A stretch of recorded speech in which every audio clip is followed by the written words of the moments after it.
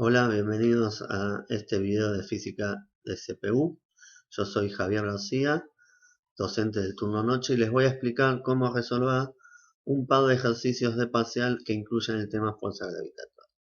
Voy a explicar dos ejercicios porque son los dos ejercicios tipo que se suelen tomar. El primero es un ejercicio que incorpora fuerza gravitatoria y movimiento circular uniforme al mismo tiempo. Y el segundo ejercicio solo se utiliza el conocimiento de fuerza gravitatoria. El primer ejercicio que voy a explicar es un ejercicio que se tomó en el segundo parcial del primer cuatrimestre del año pasado. El problema 4 de dicho parcial dice: el 7 de octubre de 2018, SpaceX puso en órbita el satélite argentino Sapón 1A, en una órbita que supondremos circular a 700 kilómetros sobre la superficie terrestre. Y nos dan los datos de la constante de gravitación, el radio del planeta y la masa del planeta. Nos pregunta: ¿cuántas horas le tomará a este satélite completar una órbita? ¿A qué velocidad expresada en kilómetros por hora se mueve el satélite? Una vez que leímos el problema, vamos a analizar y extraer la información útil del enunciado. Una de las primeras cosas que vemos es que dice en una órbita que supondremos circular. Inmediatamente que leemos esto tenemos que decir: este va a ser un ejercicio de fuerza gravitatoria porque aparece el dato de G, pero también va a tener movimiento circular uniforme. Por lo tanto, vamos a imaginarnos un diagrama donde tenemos el satélite orbitando en torno a la Tierra en una órbita circular perfecta. Y luego completamos con los datos que nos dan. Nos dicen la altura medida de la superficie del planeta, que vamos a llamar h, el radio de la Tierra, la masa de la Tierra y la constante de gravitación universal. Este es el esquema de la traducción del enunciado del problema. Es importante acá remarcar que h y el radio del planeta nos lo dan en kilómetros y nosotros los tenemos que pasar a metros, ya que es la unidad que usa la constante de gravitación. Una vez que interpretamos lo que nos dice el enunciado, vamos a hacer un esquema donde simplificamos todo, eliminamos el satélite, la Tierra, y pensamos solo en el movimiento circular sujeto a una fuerza centrípeta y que tiene un radio de giro que llamamos radio orbital. Como nosotros sabemos que la única fuerza a la cual está sujeta el satélite es la fuerza de gravedad, podemos decir que la fuerza centrípeta es igual a la fuerza gravitatoria. Y además, en este movimiento circular, si comparamos con el diagrama de interpretación del enunciado, vemos que el radio orbital lo podemos definir como la suma del radio del planeta más la altura sobre este a la que orbita el satélite, que es dato, ¿no? Podemos calcularlo una vez que hicimos el pasaje a metros de estos dos números, lo sumamos y llegamos a el radio orbital total, que es el radio que vamos a tener que usar en el movimiento circular. Ahora bien, lo único que nos resta es, a partir de esta ecuación, tratar de responder las preguntas que hace el problema. La primera pregunta del enunciado dice: ¿cuántas horas le tomará a este satélite completar una órbita? Si leemos dice cuántas horas, o sea, eso nos pregunta tiempo en completar una órbita, o sea, una vuelta completa. Tiempo que tarda en dar una vuelta, y eso es la definición de periodo. Recordemos que el periodo, aparte de tener esta definición, está relacionado con la frecuencia y con la velocidad angular a través de esta ecuación que vemos aquí a la derecha. Entonces, ahora lo que tenemos que responder es el periodo. Entonces, voy a partir de mi ecuación dinámica, donde me dice que la fuerza centrípeta es la fuerza gravitatoria, y voy a usar el conocimiento de movimiento circular a la izquierda, diciendo que la fuerza centrípeta es igual a la masa por la aceleración, y del lado derecho voy a usar la ecuación de la fuerza gravitatoria que conocemos. Al hacer esta igualación vemos que las masas del satélite, o la masa de lo que está orbitando, aparece de ambos lados, donde lo podemos eliminar y ya no depende de esa masa la aceleración centrípeta, lo cual es bueno porque en el enunciado no estaba ese dato. Entonces ya nos sacamos un problema de encima al ver que no depende de la masa. Sin embargo, todavía no tenemos el periodo, que es lo que nosotros queremos calcular, Pero podemos ver que del lado de la fuerza gravitatoria tenemos todos los datos. Tenemos G, tenemos la masa del planeta y tenemos el radio de la órbita. Entonces esto es un número. No lo vamos a calcular todavía, pero vamos a ver qué podemos hacer con la aceleración centrípeta para que aparezca el periodo. Y para eso vamos a escribir la aceleración centrípeta en función de la velocidad angular, que sabemos que está relacionada con el periodo. Una vez que escribimos la aceleración centrípeta en función de la velocidad angular y el radio, en este caso orbital, como definimos, vemos que el radio orbital lo tenemos, tendríamos que expandir un poco más la velocidad angular para llegar a que figure el periodo, que es lo que nos piden. Entonces, haciendo ese reemplazo por la ecuación que habíamos puesto inicialmente acá a la derecha, vemos que ya tenemos en esta ecuación la incógnita que nos pide a nosotros el enunciado y todo lo demás es dato. 2pi es un número, el radio orbital es un número que tenemos, G y M son datos. Entonces, fíjense cómo este planteo nos va a servir para calcular radios de órbitas, velocidades angulares, masas de los planetas. O sea, a partir de este mismo planteo vamos a poder sacar cualquier incógnita que nos pidan en este tipo de problemas. O sea, una vez que llegamos a reemplazar todo y que aparezca la incógnita que nos pide a nosotros, vemos que todo lo demás es dato, así que esto es una ecuación de una sola incógnita. Podemos despejar el periodo directamente. Entonces, como ya tenemos la definición de periodo, podemos ver algo interesante. Esta es la definición del periodo que aparece en el video de la materia de leyes de Kepler. Porque esto es una definición general del periodo de un objeto orbitando alrededor de una masa central. Entonces, una vez que nosotros tenemos esta definición, lo único que nos resta es reemplazar por los datos que tenemos, el radio orbital, la constante de gravitación, la masa y hacer la cuenta.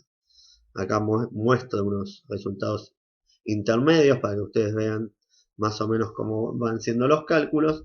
Y finalmente llego al que el periodo es de 5.944,17 segundos. Yo podría dar eso como respuesta, pero nos dice cuántas horas tarda, no cuántos segundos tarda. Entonces vamos a hacer el pasaje de segundos a horas. Para eso vamos a dividir el número en segundos por 3600, que es la equivalencia entre segundos y horas. O sea, primero divido por 60, que es para pasar a minutos, y vuelvo a dividir por 60 para pasar a horas. Y ahí ya tenemos el resultado que nos pide el problema. Bueno, una vez que hemos resuelto la pregunta A, nos queda responder la B para completar el problema. Esta es una pregunta sencilla que dice: ¿a qué velocidad expresada en kilómetros por hora se mueve el satélite? Es importante remarcar que al decirnos que la velocidad tiene que estar expresada en kilómetros por hora, nos está diciendo que la velocidad que nos pide es la velocidad tangencial y no la angular. Hago esta aclaración porque muchas veces uno en un examen le dicen velocidad y uno se pregunta: ¿es la velocidad angular? ¿Es la velocidad tangencial? Cualquiera. Y acá, al decir expresar en kilómetros por hora, nos están dando el dato de que sí o sí tiene que ser la velocidad tangencial. Ahora lo que tenemos que pensar es cómo la calculamos, y podemos ver que ya teniendo el periodo y teniendo el radio del movimiento circular, yo puedo calcular cualquier cosa que nos pidan de ese movimiento. Entonces, nos dicen, vamos a calcular la velocidad a partir de los datos que calculamos. Si recordamos, hemos calculado el periodo, y con el periodo y el radio de giro podemos calcular cualquier propiedad del movimiento circular que nos pidan. Entonces, por ejemplo, podemos decir que la velocidad tangencial es igual a la omega por el radio de giro. En nuestro caso, el radio de giro es el radio orbital. Y hemos dicho que la velocidad angular es igual a 2pi sobre el periodo. Entonces, el periodo A lo tenemos, cosa que no teníamos antes. Y el radio orbital ya era dato, así que lo único que nos resta es hacer esta cuenta. Esta cuenta la vamos a usar con el periodo calculado y el radio orbital calculado. Vemos que esta cuenta nos da en metros por segundo, siendo el resultado 7504,9 metros por segundo. Sin embargo, como nos piden en kilómetros por hora, tenemos que hacer la conversión a kilómetros por hora. Recordemos que para hacer esa conversión basta con multiplicar por 3,6 para pasar de metros por segundo a kilómetros por hora. Recuerden que este número viene del factor que hace falta para convertir los metros en kilómetros y los segundos en horas. Y listo, ahora tenemos la velocidad tangencial en kilómetros por hora como pedía el enunciado. Y hemos terminado el problema. Fíjense que una vez que hemos resuelto el ítem A, no quedaría mucho más que preguntar después porque ya está resuelto todo. Si tenemos el periodo y tenemos el radio de giro, tenemos toda la información necesaria para sacar cualquier propiedad de ese movimiento circular, y esto es algo que ustedes tienen que ir viendo porque suele suceder que con dos datos del movimiento circular puedo describir todo el movimiento circular. Ese es el fin. Ahora voy a pasar a explicar otro ejercicio. El segundo ejercicio que voy a resolver es un ejercicio que se tomó en el recuperatorio del segundo parcial del 5 de diciembre del 2019 en el turno mañana. El problema dice así. A. Calcule la aceleración de la gravedad sobre la superficie de Venus, sabiendo que la masa de Venus es de 4,87 por 10 a la 24 kilogramos. El radio de Venus es 6.050 kilómetros y la constante de gravitación universal es 6,67 por 10 a la menos 11 newton por metro cuadrado sobre kilogramos cuadrados. B. Determina qué altura sobre la superficie de Venus la aceleración de la gravedad se reduce a la mitad del valor en su superficie. Bueno, si analizamos el enunciado, en este momento vemos que si bien aparece la constante de gravitación universal, lo cual nos dice que vamos a tener que trabajar con gravitación, en ningún momento se menciona una órbita o un objeto girando en torno a Venus o aceleración centrípeta o algo que tenga que ver con movimiento circular uniforme. Por eso, este es el tipo de problemas que solo va a resolverse usando conocimientos de gravitación universal y no de movimiento circular uniforme. Viendo lo que nos pide el problema, dice calcule la aceleración de la gravedad sobre la superficie de Venus. Esto ya hay varios ejercicios en la guía que habla, pero lo vamos a resolver paso por paso para reafirmar el conocimiento. O sea, nosotros sabemos que un objeto cualquiera de masa m sobre un planeta va a ser sujeto de una fuerza P, que llamamos peso, que lo tira para abajo. Ahora bien, este peso nosotros lo veníamos definiendo como peso igual a masa por la gravedad del planeta. Por otro lado, a partir de que vimos la teoría de gravitación universal, sabemos que este peso proviene de la fuerza de gravedad. Entonces, como sabemos que el peso proviene de la fuerza de gravedad y que son iguales, podemos reemplazar el peso por la definición que veníamos usando hasta ahora de masa por gravedad, pero al mismo tiempo esto tiene que ser equivalente a la definición de fuerza gravitatoria que hemos visto. Si observamos acá, la masa del objeto que está apoyado en el planeta aparece de los dos lados y la podemos eliminar, lo cual nos da la definición de gravedad de un planeta, de aceleración de la gravedad de un planeta. Esto ya lo hemos visto, vemos que depende de la masa del planeta y del radio del planeta al cuadrado, aparte de la constante de gravitación. Esta es la ecuación que define la aceleración de la gravedad en la superficie de un planeta. Con lo cual podemos calcular la gravedad de cualquier planeta teniendo su masa y su radio. Entonces, observamos ahora que a partir de esta definición, y dado que tenemos los datos tanto de la masa como del radio del planeta, podemos calcular la aceleración de la gravedad. Hay que tener de nuevo cuidado con que el radio del planeta está en kilómetros y no en metros como necesitamos, así que primero hay que pasarlo a metros, siendo como resultado que da 6,05 por 10 a la 6 metros. Una vez que yo hago ese pasaje puedo hacer la cuenta directamente. Acá vemos que hemos puesto el valor en metros.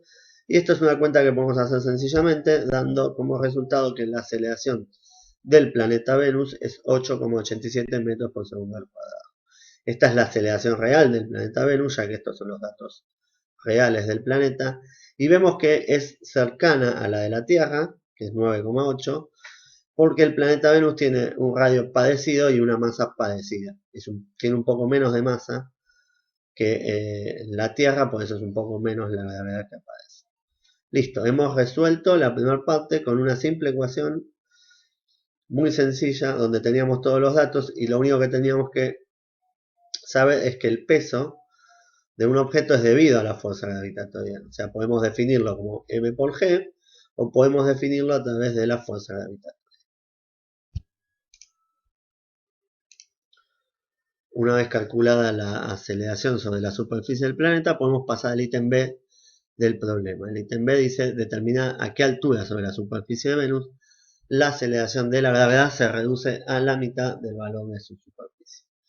Entonces lo que podemos imaginar ahora es que tenemos el mismo objeto que antes, pero lo levantamos, un valor h, desde la superficie del planeta, por lo cual ahora la aceleración de la gravedad que siente ese objeto va a ser menor porque me estoy alejando del centro del planeta y sabemos que la fórmula de fuerza gravitatoria depende de esta distancia. Y debería ser menor porque estoy más lejos, ¿no? Entonces, nuevamente podemos plantear que la aceleración de la gravedad en ese punto, que vamos a llamar gravedad prima, va a depender de la masa del planeta, de la constante de gravitación universal y de la distancia que haya entre el objeto y el centro del planeta, que lo vamos a llamar R total, y lo podemos definir como el radio del planeta, que es dato, más h, que es lo que nos preguntan a nosotros. Entonces aparece la incógnita que nos pregunta el enunciado. Entonces nuevamente vemos que podemos escribir en base a esta incógnita la gravedad en ese punto a una altura h. Pero a nosotros lo que nos piden es que esta gravedad nueva a esa altura h sea la mitad que el valor en su superficie que hemos calculado en el ítem anterior. Lo llamamos gravedad de Venus. Queremos que sea la mitad, es ese número dividido 2. Pero sabíamos que la gravedad se definía también por su fórmula dependiente de la masa del planeta y del radio total del planeta. Entonces podemos reemplazar, en vez de poner el número g sobre 2, vamos a poner la ecuación que hemos hallado anteriormente, en el ítem anterior, dividido 2. ¿Podría hacer las cuentas y despejar de acá? Sí, podría. Tengo todos los valores para despejar a partir de la gravedad calculada anteriormente, la masa de Venus que la tengo, la gravedad y el radio, puedo despejar el h cuadrado. Pero vamos a ver que es posible hacerlo más sencillo, haciendo menos cuentas, con la posibilidad de cometer menos errores en la. Entonces, si parto de esta ecuación que reescribo acá, ya igualada y sacando la G del planeta, o sea, igualando las definiciones solamente, vemos que la masa del planeta y la constante de gravitación universal aparecen de los dos lados, así que la puedo eliminar. Con lo cual, esta ecuación va a tener mucho menos cuentas y no va a tener exponenciales y va a ser mucho más elegante desde el punto de vista matemático de resolver que calcular directamente desde los valores numéricos. Acá lo único que resta es despejar h, ¿no? Acá vemos un paso intermedio. Lo que estamos haciendo es invertir las ecuaciones. Pasamos para un lado lo que está dividiendo multiplicando. Pasamos de lo que está dividiendo del lado izquierdo al derecho multiplicando. Pasamos el cuadrado como raíz. Y ahora, si queremos, podemos sacar el factor común y hallar directamente el h en función solo del radio del planeta y la condición que nos piden. Este número raíz de 2 viene de la condición de 1/2 de gravedad.